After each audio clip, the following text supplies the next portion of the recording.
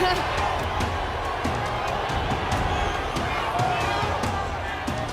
winner is Wizkid.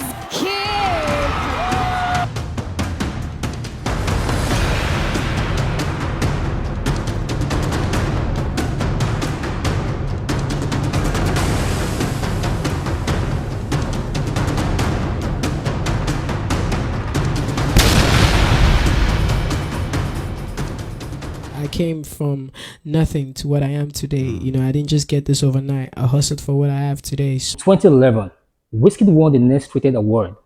In 2012, he won 2 awards, Best Album Superstar and Artist of the Year. He has also won the world's most prestigious award, the Grammy Award, Brown Skin Girl, featured by Beyonce. How did Warren, who was labeled as a studio rat, rose to become not just a global star, but an household name in the lips of many? In this video, I'll be talking about the rise of Wizkid. It all started in Ojueleba, Surulere in Lagos State, Nigeria, with a kid who had a strong passion for music. Wizkid was born on July 16, 1990, into a polygamous family. His father had 3 wives, and Wizkid was the youngest of his 6 siblings. Rumor had it that Wizkid dropped out of school, the Lagos State University, LASU, and the Lead University, not because he wasn't intelligent, but because of his passion for music and he wanted to focus. At that time, school was more like a distraction to Wizkid, so he needed to focus. Like every other African parent, especially Wizkid's father, was not really pleased with Wizkid's decision or choice of career. He wanted something better for Wizkid. You could not entirely blame Wizkid dad, because at that time, I don't think there were much successful musicians. There were a handful of them who were really kind of successful. So Wizkid's dad was much more concerned about the success of his son, not his passion.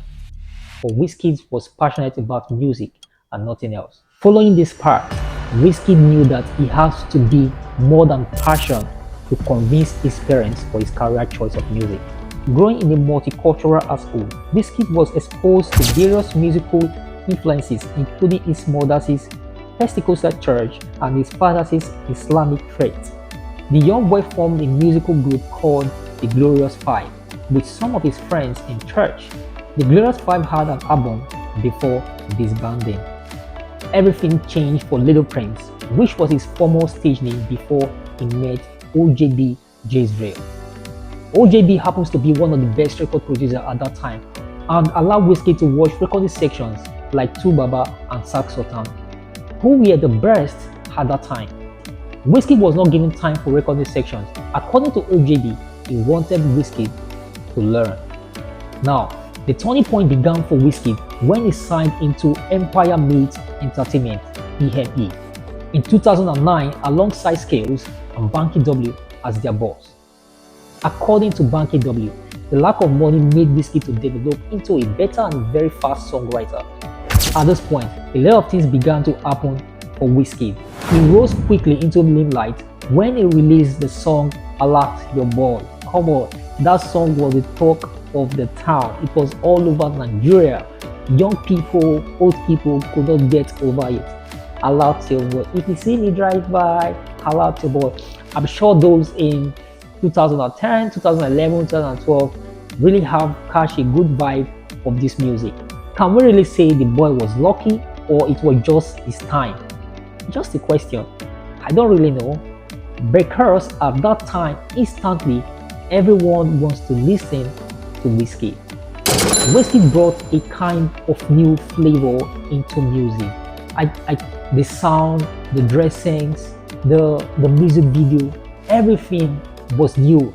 Everyone at that point quickly embraced into the style of Wizkid. And funnily enough, people start cutting their hair just the way he did. Subsequently, Wizkid dropped Caro, Dondo, Pakuromo, Tease Me, and the host of many others, and his fans loved it. Wizkid was dropping hit after hit, back to back. Not long, he left his contemporaries behind. Like they say, every good thing also have a disadvantage. While EME played a vital role in the rise of Wizkid, it came with its own share of challenges. According to Banky W, it was a communication gap as well as Wizkid's desire to move further on his own path. I guess Wizkid's dream became bigger than EME could accommodate. That's on the lighter note. It was just simple. Wizkid just wants something he could control on his own because he was seeing something bigger. It was really a classic clash. However, it was resolved peacefully. Wizkid later parted ways with EME and launched his own record label known as Stardom Entertainment in 2013. This particular move marked another phase of Wizkid's rise from being just an African star into a global celebrity. The likes of Mr. Easy, Malik Berry, Legendary Beats, LAX were all signed into the Stardom Entertainment. In 2014, Wizkid became the first African artist to have over 1 million Twitter followers.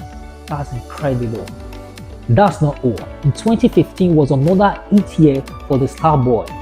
He released Ojueleba, a song that captured both his story and the experience and how he rose to stardom. The song spread like a wildfire, and the popular US artist Drake had to request for a feature. The song opened more doors for Wizkid, both locally and internationally. This is like a song everyone can relate with. In 2001, Wizkid had a collaboration with Beyonce on the song Brown Skin Girl, which also gave Wizkid his first Grammy award. Talking about award, Wizkid had 4 BET Awards, 6 Mobile Awards, about 17 Eddies Awards. He is the highest so far when it comes to having Eddies Awards. And that's not all. He also had 3 Billboard Music Awards, just to mention but a few. According to record, Wizkid is the most awarded artist in Africa. That's so incredible. And rumor also added that Wizkid is the richest artist in Africa. He has an endorsement deal with Ciroc, with Techno, with MTN, with Guinness, with Puma, just to mention but a few. Contrary to popular opinion, I think Wizkid is very humble and respectful person as well. His reserved nature has caused a lot of people to misinterpret his attitude for being proud or somebody that is proud, and I don't really think so.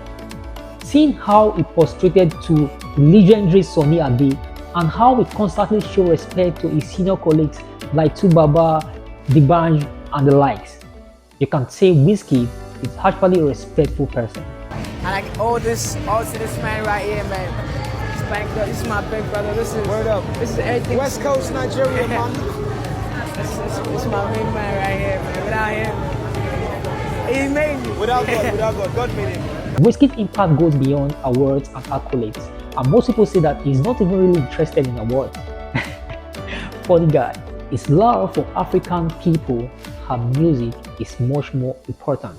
As long as his people are happy, as long as his fans are happy, Wizkid is satisfied. Did you know the former governor of Minnesota, Matt Dickin, declared October 6 to become Wizkid's Day? Wow, that is the greatest honor anyone can receive. Do you know why? He gave him that award for his contribution in music and how he has transformed the life of people in Minnesota. The name Wizkid is not just a name, it's a story and an experience of one who rose to stardom regardless of the obstacles, giving hope to every young person out there who have talent to believe in themselves.